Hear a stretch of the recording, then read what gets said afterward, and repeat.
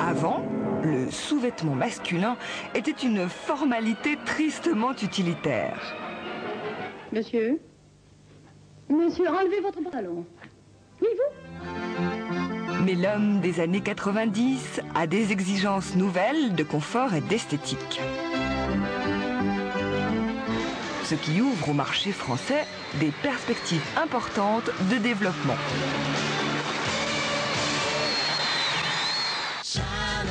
Voyons à quoi ressemble un individu français de sexe masculin. Moi, je soigne mes apparences. Premier constat, le français est appétissant.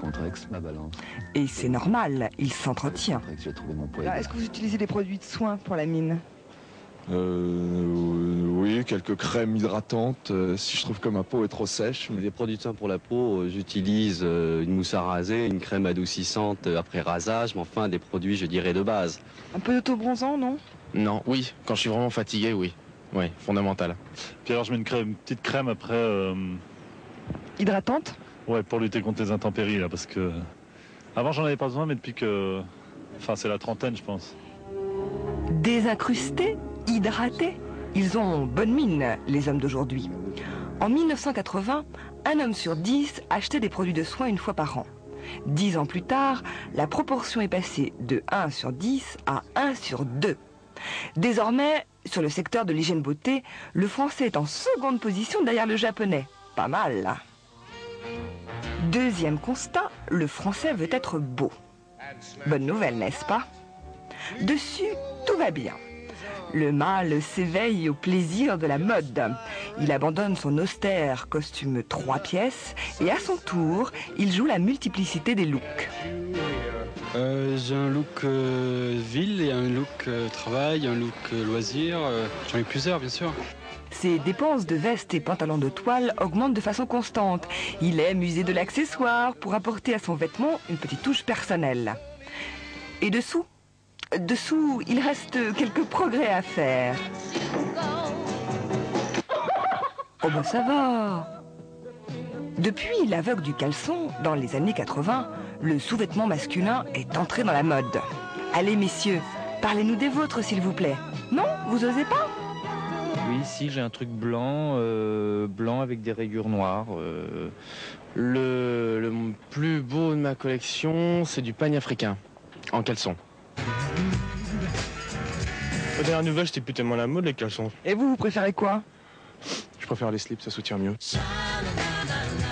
Depuis la vogue du caleçon, donc, le marché s'est animé. Mais il peut faire mieux, voyons les chiffres.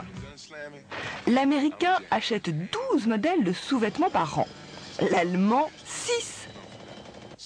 Et le Français est en queue avec seulement 4 modèles par an. 4. Très important d'être séduisant autant dessus que dessous. Tout est donc prêt pour une accélération. Le sous-vêtement masculin peut glisser de l'utilitaire au plaisir. Le problème, c'est que être un homme n'est justement pas de nos jours une partie de plaisir. Aujourd'hui, la pub montre un homme désorienté. Bonsoir. Votre femme n'est pas là. Non, elle est en vacances avec les enfants. Ah. Pendant que la femme s'émancipe et s'épanouit, l'homme récupère les corvées. Eh bien, c'est pas brillant.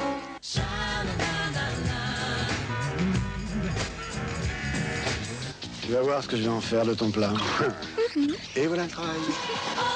Et c'est pas tout. Non seulement l'homme régresse, mais en plus, il se fait ridiculiser.